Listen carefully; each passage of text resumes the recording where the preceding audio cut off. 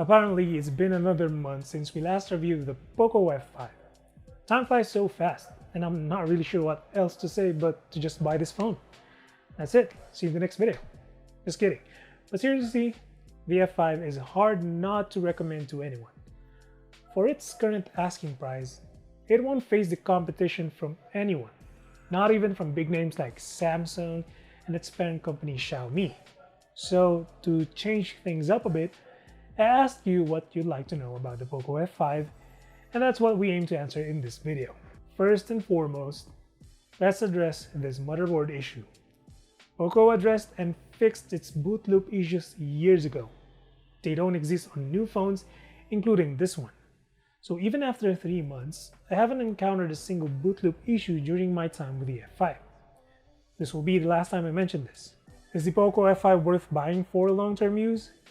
Yes. However, the term long-term can be relative in the world of tech. You see, technology advances so rapidly that the next best thing is just around the corner. With phones, you might be looking at as early as 6 months, but definitely within a year. Nevertheless, considering the significant advancements in smartphones over the past 3 years, there is almost no need to upgrade every year. For instance, I've had a POCO F3 since 2021, and 2 years later, it still performed well and served me effectively. With the F5, especially its powerful yet efficient Snapdragon 7 Plus Gen 2, it will likely take at least 3 to 4 years before you notice any slowdown. Durability is a different story, of course. As for battery life, it depends on how often you charge your phone daily. The more you charge, the faster the battery degrades, potentially affecting the F5's optimal performance. This holds true for all smartphones, including the most expensive ones. But before we tackle gaming, I want to tell you about editing PDFs across all devices. Our sponsor today is UPDF. UPDF is an all-in-one PDF editor for Mac, iOS, iPadOS, Windows, and Android that requires only one license to operate.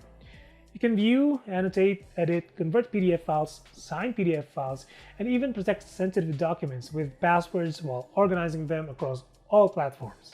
To start using PDF, just download the program from their website.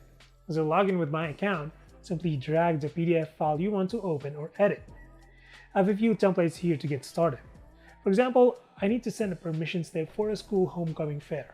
To make things easier to the ones I'm sending the slip, I can annotate by highlighting or adding notes to the PDF itself.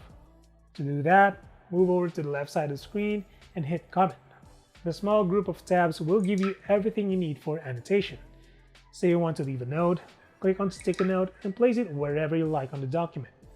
If you want to highlight important information, you can do so by highlighting a group of text. You can also underline or strike through should you wish to do so. Obviously, you can't forget about adding a signature to make it official, which you can create from the program itself. If you do want to edit or move text and images, hover to Edit PDF and simply select the ones you want to move or edit. The good thing about UPDF is that it detects what font was used. So if you don't have that specific font installed on your computer, you can download one from the internet. But since we have Cloud Sync, I'm going to save it to UPDF Cloud so that I can also access it on my other devices like my iPhone. If you have a more sensitive document to send like a business proposal or marketing report, you can set a password for your PDF file. You can either set a password to open the document or have a user restrict from editing. If you do need to reorganize multiple PDF pages, you can do so by hovering over the Organize Pages tab. From here, you can rearrange pages by clicking and dragging and even rotate them depending on your needs. You can do so much with UPDF. And with the UPDF Cloud, you have 20 gigabytes to use, which is a ton for text and image documents. They are also introducing AI features which are already available on their free trial mode. With it, you can have the program summarize the document into key points and extract keywords among others. You can also translate documents with contextually appropriate translations, thanks to its advanced AI algorithms. Or if you don't want to read long terms and conditions agreement, you can have UPDF explain it to you. Pretty neat, right? So all these features are available with the UPDF Pro with an exclusive 54% discount. So make sure to click the links below in the description box as well as the pinned comment in the comment section. Thank you to UPDF for sponsoring this video. Back to the video. If you're a gamer searching for a long-term gaming phone, and you're comparing the Honor 90 to the F5, as they both use Snapdragon 7 series, the F5 remains far superior in all aspects. Even though the Honor 90 uses an accelerated edition of Snapdragon 7 Gen 1, the F5 utilizes a Gen 2 version of Honor's chip, representing a generational improvement. The most significant differentiator, however, is the GPU each phone employs. The Adreno 725 belongs to a flagship line of chipset, while the Adreno 644 belongs to a mid-range line, although we're yet to test the Honor 90. That video review will be coming soon, so make sure you're subscribed to avoid missing it. Speaking of extended gaming performance, the F5 has consistently delivered over 50 FPS gameplay, maintaining 95% consistency, at least with Honkai Star Rail at the highest settings. I'm not a dedicated gamer, but I've been enjoying the new game from Honkai for a while now, and I believe that won't change anytime soon. Nonetheless, it's a relief to move on from Genshin Impact as our benchmarking tool for this video. Regarding thermals, I discussed this in our 60-day review. To summarize, this phone reaches up to 51 degrees Celsius under extended heavy loads, but remains cool with light loads, typically ranging between 30 to 35 degrees Celsius.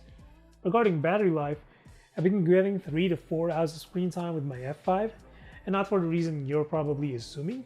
I've been using my F5 less frequently than before. On a single charge, the phone lasts between 28 to 44 hours, essentially nearly 2 full days on average. By the way, I spent 30 minutes of screen time playing a game, so if you're a light user, this phone can easily last 2 days before requiring a charge. So far, the only odd bug or glitch I've encountered is when I captured photos, and those photos would sometimes appear as black previews in the gallery. It happened only once and I couldn't replicate it anymore, but turning the screen off and on again resolved the glitch. In terms of stability, I haven't encountered any issues with MIUI. I've grown to appreciate POCO's software due to its organization and simplicity compared to Huawei, Samsung, and Tecno. However, the only downside is that ads included in first-party apps, which have become somewhat bothersome. For instance, if you accidentally open and use Mi Video and Music, two of POCO's first-party apps, they consistently send recommendations and ads to the notification tray from time to time. Even if you choose not to receive ads or recommendations from the app settings, it automatically opts you in after 30 days, or worse, it continues sending recommendations. Since you can't uninstall these apps, I found a workaround by disabling notifications for them entirely. This essentially fixed the problem of persistent ad recommendations. It's not a significant issue to me since I know the workaround, but it might be worth noting for some users. I'm not the type to flash custom ROMs to phones, especially newer ones.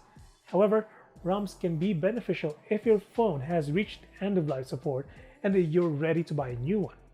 Still, there's always a risk of breaking something when flashing ROMs. Regarding media consumption, especially video watching, the POCO F5 stands out among upper mid-range phones, capable of streaming up to 4K resolution on YouTube.